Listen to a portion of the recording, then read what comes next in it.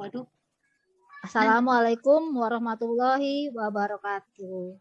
Waalaikumsalam warahmatullahi wabarakatuh. Alhamdulillahirrabbilalamin. Puji syukur kehadirat Allah Subhanahu wa Ta'ala, kita bisa melaksanakan kegiatan ini, di mana kegiatan ini adalah kegiatan simulasi fasilitasi IHT atau in-house training pelatihan komite pembelajaran untuk sekolah penggerak. Di sini saya akan memaparkan sedikit materi tentang asesmen diagnostik. Nah, sebelum kita ke materi, kita akan membaca doa terlebih dahulu. Ya, mari kita membaca doa sesuai kepercayaan masing-masing. Doa mulai. Tutup lagi, ditutup. Bismillahirrahmanirrahim. Ya, sekian membaca doa. Nah, sebelum kita melanjutkan ke sesi selanjutnya, bentar. Kita akan menyepakati beberapa hal. Bisa dilihat ya? Ya. Di sini kita akan menyepakati kesepakatan bersama ya. Pertama, menghargai sesama peserta dan fasilitator. Kedua, satu, berbicara, semua mendengarkan. Ketiga, tepat waktu. Keempat, berpartisipasi aktif. Kelima, fokus pada sesi belajar. Gimana, Ibu-ibu? Setuju? Setuju. Ya, berarti sudah kita sepakati ya. Iya. Nah, bentar, saya tutup dulu filenya.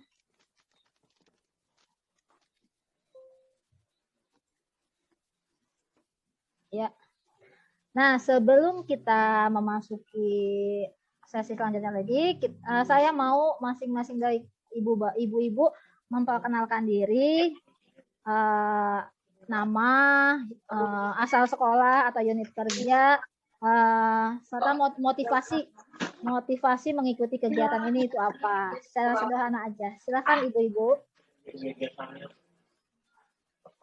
Dimulai dari siapa, Bu Irma? Dimulai dari Bu Neng. Silakan Bu Neng. Terima kasih Ibu atas waktunya. Perkenalkan, saya Neng Widiani, saya dari SKH Gita Tiara 03 Kabupaten Pandeglang. Visi saya untuk ikut pelatihan ini, pertama mungkin dapat teman baru ya. Kedua, pengetahuan, pengalaman, ilmu yang sangat luar biasa untuk nanti kita penerapkannya ke sekolah, terutama untuk peserta didik. Udah, terima kasih Bu. Ya, terima kasih Bu Neng. Ya, selanjutnya Ibu Rina. Perkenalkan, nama saya Rina Hidayati.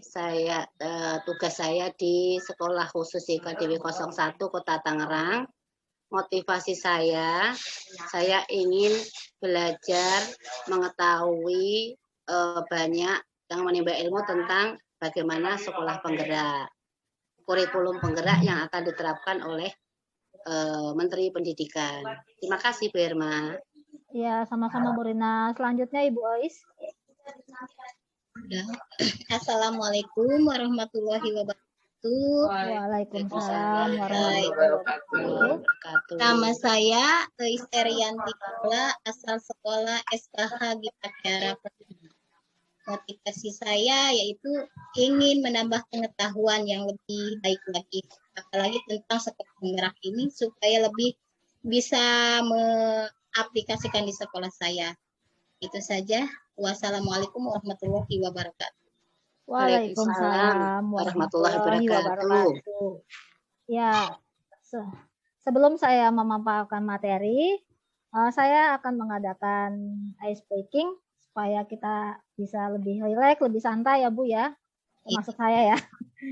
Nah, di sini saya akan memberikan sebuah clue ya. Pertama, siswa sama dengan 5. Siswa sama dengan 5. Guru sama dengan 4. Kepala sekolah sama dengan 13. Nah, pelajaran sama dengan 5, 4, 13. 5. 4, 13. Siswa sama dengan 5. Guru sama dengan 4. Kepala sekolah sama dengan 13. Nah, pelajaran sama dengan 22. 9. 9. Gimana tuh? Pelajaran sama dengan 5, 4, 9. 17. Ya, siswa sama dengan 13. 5. Guru sama dengan 4. Kepala sekolah sama dengan 13. Pelajaran sama dengan 4. Ayo, masih salah. 5 lagi lah. Hah? 5. Salah. 9. Siswa sama dengan 9. Guru tambah iya. siswa. Jawabannya benar, tapi alasannya bukan guru tambah siswa, Bu Rina. Ini mudah sekali. Siswa sama dengan 5. Ya, siswa hurufnya ada 5. Guru Siswa, sama guru. Udah kan, Bu Rina? Ya. Tapi benar ya, 9 ya? Iya, jawabannya benar tapi bukan dijumlahkan. Oh iya. Cuma saya pemilihan kata-katanya yang berkaitan. Ya, seperti itu ya. Ya, terima kasih Ibu. Kita masuk kepada materi ya. Saya izin menampilkan ini ya, materinya ya. Bentar.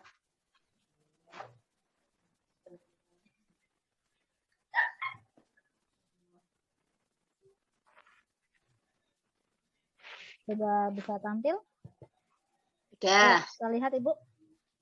Ya. Ya, di sini kita akan sebelum ini saya lupa ya tadi untuk memperkenalkan diri ya. Saya Hermayanti dari Sekolah Khusus YKDW 01 ya, sama dengan Bu Rina ya. Di sini saya akan memaparkan tentang asesmen diagnostik ya. Tapi sebelum masuk ke materi, saya akan memaparkan apa itu asesmen.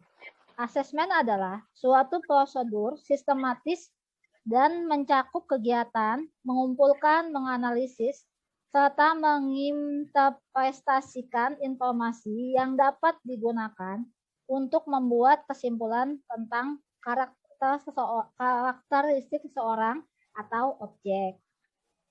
Nah, asesmen itu sendiri dalam pembelajaran berdasarkan waktunya dapat dibagi menjadi 3 macam, yaitu asesmen diagnostik yang hari ini akan kita bahas, yang kedua asesmen formatif dan asesmen sumatif.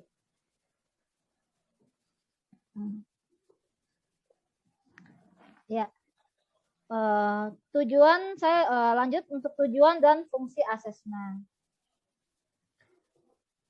Tujuan utama kegiatan asesmen adalah memperoleh informasi tentang kondisi pelajar atau peserta didik, baik yang berkaitan dengan kemampuan akademik, non-akademik, dan kekhususan secara lengkap, akurat, dan objektif. Yang kedua, fungsi asesmen dalam konteks ini adalah untuk membantu guru dalam menyusun perencanaan, pembelajaran, dan program layanan kebutuhan khusus yang tepat. Nah, program layanan kebutuhan khusus ini biasanya contohnya Bina Diri ya, kalau untuk anak tunagrahita. Lanjut. Ini. Nah, di sini ada 3 pendekatan asesmen. Yang pertama, assessment of learning, yaitu penilaian yang dilakukan di akhir pembelajaran. Yang kedua, assessment for learning, yaitu penilaian untuk pembelajaran. Assessment as learning, yaitu penilaian sebagai pembelajaran. Assessment of learning merupakan penilaian yang dilaksanakan setelah proses pembelajaran selesai. Proses pembelajaran selesai tidak selalu terjadi di akhir tahun atau di akhir pelajar menyelesaikan pendidikan pada jenjang tertentu. Berdasarkan gambar di atas menunjukkan bahwa asesmen akhir pembelajaran lebih sedikit. Setiap pendidik melakukan penilaian yang dimaksud untuk memberikan pengakuan terhadap pencapaian hasil belajar. Nah, yang kedua, assessment for learning dilakukan selama proses pembelajaran berlangsung dan biasanya digunakan sebagai dasar untuk melakukan perbaikan proses belajar mengajar. Yang ketiga, assessment as learning mempunyai fungsi yang mirip dengan assessment for learning, yaitu berfungsi sebagai formatif dan dilaksanakan selama proses pembelajaran berlangsung. Perbedaannya adalah assessment as learning melibatkan pelajar atau peserta didik secara aktif dalam kegiatan penilaian tersebut. Lanjut ya. Yaitu kita lanjut ke asesmen diagnostik bagi peserta didik berkebutuhan khusus. Ya, pengertian asesmen diagnostik. Pada bidang pendidikan khusus, asesmen diagnostik bertujuan untuk mengetahui potensi, kelemahan, dan kebutuhan peserta didik berkebutuhan khusus yang dilakukan sebelum pengembangan modul ajar yang sesuai dengan kemampuan peserta didik berkebutuhan khusus. Pada fase ini yang akan dipelajari. Jadi asesmen diagnostik ini bagi peserta didik, dia proses pengumpulan informasi yang relevan dengan kepentingan peserta didik yang dilakukan secara sistematis dalam rangka pembuatan keputusan pengajaran atau layanan khusus. Dengan demikian, dapat dimaknai bahwa asesmen diagnostik bagi peserta didik berkebutuhan khusus adalah suatu proses pengumpulan informasi tentang anak secara menyeluruh berkenaan dengan kondisi dan karakteristik, kelainan, kelebihan, dan kekurangan sebagai dasar dalam penyusunan modul ajar yang sesuai dengan kondisi dan kebutuhan peserta didik. Ya. Nah, lanjut ya. Di sini ada tujuan dan fungsi asesmen diagnostik. Nah, tujuan utama kegiatan asesmen ini adalah untuk memperoleh informasi tentang kondisi anak atau peserta didik, baik yang berkenaan dengan kemampuan akademik, non-akademik, dan kekhususan secara lengkap, akurat, dan objektif. Sedangkan fungsi asesmen dalam konteks ini adalah untuk membantu guru atau terapis dalam menyusun modul ajar dan program layanan kebutuhan khusus yang tepat. Nah, di sini ada jenis asesmen diagnostik dibagi menjadi 3. Pertama, asesmen kognitif, asesmen non-kognitif, dan yang ketiga, asesmen perkembangan. Asesmen kognitif di sini adalah suatu proses untuk mengetahui kondisi atau kemampuan peserta didik atau peserta didik berkebutuhan khusus dalam bidang akademik. Bagi peserta didik berkebutuhan khusus pada jenjang preschool, kemampuan akademik yang perlu digali terkait dengan kemampuan membaca, menulis, dan berhitung. Sedangkan bagi peserta didik berkebutuhan khusus pada jenjang pendidikan dasar, selanjutnya kemampuan akademik yang perlu digali adalah terkait dengan semua bidang studi atau mata pelajaran pada fase peserta didik tersebut. Nah, asesmen yang kedua adalah asesmen non-kognitif. Asesmen non-kognitif di sini yang dimaksud adalah proses untuk mengetahui kondisi, kemampuan, dan kebutuhan peserta didik berkebutuhan khusus yang berkaitan dengan jenis hambatan yang disandangnya secara terdalam, komprehensif, dan akurat. Dan yang ketiga, asesmen perkembangan. Nah, yang di sini asesmen perkembangan ini tujuannya untuk mengetahui kondisi perkembangan peserta didik berkebutuhan khusus yang terkait dengan kemampuan intelektual baik motorik, emosi, perilaku, komunikasi, kondisi lingkungan yang sangat bermanfaat dalam mempertimbangkan penggunaan metode yang nanti akan guru gunakan, strategi maupun pemilihan alat bantu yang tepat yang baik dalam penyusunan modul ajar akademik maupun dalam penyusunan modul ajar pada program berkebutuhan khusus. Lanjut ya, Bu. Sudah dijelaskan. Nah, di sini ada langkah-langkah menyusun asesmen secara umum. Yang pertama adalah penyusunan instrumen asesmen, pelaksana asesmen, dan penafsiran hasil asesmen dan rekomendasi. Nah, di penyusunan instrumen asesmen di sini ada beberapa langkah-langkah kegiatan yang perlu diperhatikan. Pertama, menetapkan tujuan asesmen. Kedua, mengembangkan alat asesmen. Ya, ada dua ya. Menetapkan tujuan asesmen dan mengembangkan alat asesmen untuk penyusunan instrumen asesmen. Nah, yang kedua, pelaksanaan asesmen. Nah, di pelaksanaan asesmen ini, informasi yang dibutuhkan dapat dilakukan dengan wawancara, observasi, pengukuran informal maupun tes baku. Wawancara untuk melakukan informasi asesmen mencakup tentang data anak, orang tua, keluarga, proses kelahiran, pengembangan fisik, sosial, dan pendidikan. Biasanya kalau untuk anak berkebutuhan khusus itu kayak anak Down syndrome itu biasanya ditanyakan ya penyebabnya, apakah dalam kandungan ataupun setelah kelahiran, apa penyebabnya menjadi anak ABK, biasanya seperti itu. Yang kedua, pengamatan informasi yang diperoleh dari observasi adalah tentang lingkungan sosial anak, perilaku sosial, emosional, kemampuan motorik, dan kemampuan panca inderanya. Nah, yang ketiga, di sini langkah-langkah penyusunan asesmen secara umum adalah penafsiran hasil asesmen dan rekomendasi. Kegiatan ini adalah kegiatan yang paling menentukan karena berdasarkan penafsiran inilah program pembelajaran atau penanganan kekhususan peserta didik akan direkomendasikan dan dikembangkan sesuai dengan capaian pembelajaran dan fase yang sesuai dengan kemampuan peserta didik. Lanjut ya.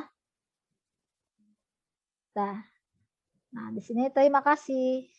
Sekian pemaparan dari saya. Apakah ada yang ingin ditanyakan? Saya membuka sesi pertanyaan.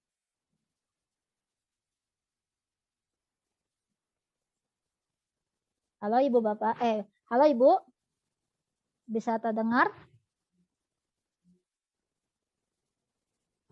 Bu Rina, maaf suaranya tidak terdengar. Ya maaf. Ya Bu Irma. Ya, sekian. Terima kasih sudah panjang lebar menerangkan tentang asesmen. Jadi intinya asesmen itu sangat penting ya Bu untuk dilaksanakan di sekolah khusus. Iya, betul Bu Rina. Iya, terima kasih. Terus bisa nggak Bu ditunjukkan contoh instrumen? Oh ya, baik. Nanti akan saya coba biar contoh. Kita lebih paham. Ya, baik Bu Rina. Terima kasih Bu Irma. Ya, sama-sama Bu Rina. Saya tampilkan bentar ya, saya minta waktunya ya. Iya.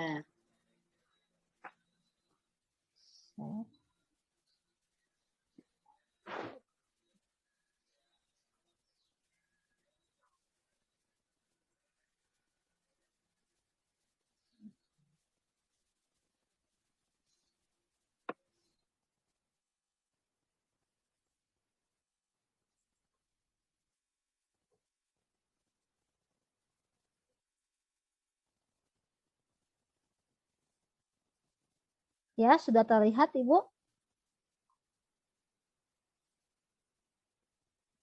Halo Ibu Rina, Bu Ois, Bu Neng.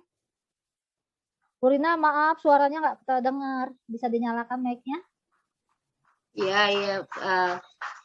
Sudah kelihatan Bu Bu Irma. Ais, Bu Ais bisa dinyalakan mic-nya, dan Bu Eneng biar bisa saya dengar suaranya. Ya, Ibu, sudah terlihat. Ya, Udah di ada. sini saya menampilkan contoh rancangan asesmen diagnostik. Ada jenjang, capaian pembelajaran, tujuan pembelajarannya. Di sini ada informasi apa saja yang ingin digali, juga pertanyaan kunci yang ingin ditanyakan. Nah, informasinya apa saja? Pertama, kesejahteraan psikologi dan sosial emosi siswa atau peserta didik. Contohnya, apa kabar hari ini? Apa yang kamu rasakan hari ini? Di sini siswa diberikan alat bantu berupa pilihan gambar, emoji untuk mewakilkan perasaan mereka. Jadi mereka milih nanti bagaimana perasaan mereka hari itu. Gitu ya. Yang ketiga, apa harapan kamu terkait kegiatan pembelajaran hari ini? Jadi lebih memerdekakan ya ibu-ibu ya. Ditanya langsung siswanya, dilihat responnya. Yang kedua, aktivitas peserta didik selama belajar di rumah. Nah, pertanyaan kuncinya pertama, apa saja kegiatanmu selama belajar di rumah? Kedua, apa hal yang paling menyenangkan dan tidak menyenangkan selama belajar di rumah? Dan yang ketiga, aspek informasinya, kondisi keluarga peserta didik. Nah, pertama, apakah ayah bekerja? Biasanya siswa peserta didik tahu ya, ayahnya bekerja di mana. Biasanya tentang kondisi orang tuanya biasanya udah mulai paham. Yang kedua, apa kegiatan ibu di rumah? Dan kamu berapa bersaudara? Biasanya bisa menyebutkan nama kakak atau nama adiknya. Yang terakhir, gaya belajar atau karakter serta minat peserta didik. Contoh soalnya, pertanyaannya, apa yang lebih kamu suka membaca atau mendengarkan? Yang kedua, apa musik favoritmu? Jelaskan. Yang ketiga, sebutkan 3 hal yang kamu butuhkan saat belajar hal baru. Ya, gitu ya. Nah, ini yang selanjutnya tentang persiapan dan alat bantu apa yang dibutuhkan. Instrumen asesmen, gambar ekspresi emoji, dan alat tulis. Nah, yang kedua ini gabung ya filenya ya, langsung sekalian aja ya. Di sini juga ada, ini masih asesmen kognitif ya. Asesmen diagnostik ini kognitifnya. Di sini ada untuk waktu asesmennya awal pembelajaran ya. Durasinya selama 30 menit. Di sini bisa dilihat ada identifikasi materi, pertanyaan, kemungkinan jawaban, ada skor, juga rencana tindak lanjut. Di sini udah bisa tergambar dengan jelas ya. Bisa terukur ya Bu ya instrumennya ya. Iya. Sama dengan tadi alat yang dibutuhkan apa saja. Ya, ini PPI-nya, program pembelajaran individualnya. Di sini kegiatannya, materinya tentang mengenal bangun ruang dan benda berbentuk bangun ruang. Alokasi waktunya 3 kali pertemuan, berarti 3 kali 30 menit. 1 kali pertemuannya adalah 30 menit. Ini untuk kalau di sekolah saya, ya Bu Rina ya, sekolah kita ya. Kalau untuk SDKH itu kita 1 jamnya itu 30 menit. Di sini ada kompetensi, indikator, tujuan, pendekatan metode yang digunakan apa, sumber, alat, dan bahan, proses pembelajaran, dan evaluasi. Ini lembar penugasannya seperti ini contohnya. Nah, ini ditempelkan pada tabel. Ya, pada tabel yang di atas ini. Ya, itu aja Bu contohnya. Jelas Bu? Cukup jelas contohnya yang saya berikan? Terima kasih, jelas Mbak Bu Yanti. Ya, dari materi yang saya paparkan, apakah ada yang mau ditambahkan atau emang ada yang belum saya paparkan gitu? Apa ada yang mau menambahkan, berbagi ilmu di sini? Gimana Bu Rina? Ada yang ingin ditambahkan? Sudah cukup jelas ya Bu? Jelas Bu. Ya, Jelas banget. betul. Sudah cukup jelas. Terima kasih. Terpapar semuanya Bu. Iya. Ya, sudah cukup jelas ya. Jadi asesmen itu kan ada 3 jenis ya. Jadi yang saya bahas ini cuma satu aja ya. Mengingat waktunya. Ya udah, saya tutup ya. Kita tutup sesi acara ini dengan membaca Alhamdulillah. Alhamdulillah. Saya mohon maaf ya apabila ada kekurangan dalam penjelasan pemaparan yang saya berikan. Mudah-mudahan dapat memberi informasi dan juga dapat digunakan di sekolah ibu-ibu sekalian.